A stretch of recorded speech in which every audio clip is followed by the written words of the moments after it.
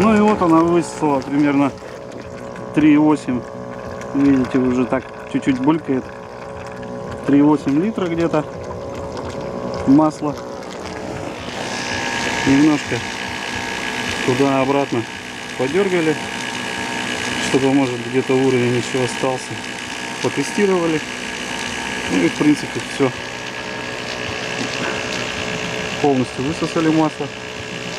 И подождем еще немножко, может, стечет сколько-то. И двигатель, картер сухой получается. А теперь будем заливать вон тот мобил, который я купил для тестов.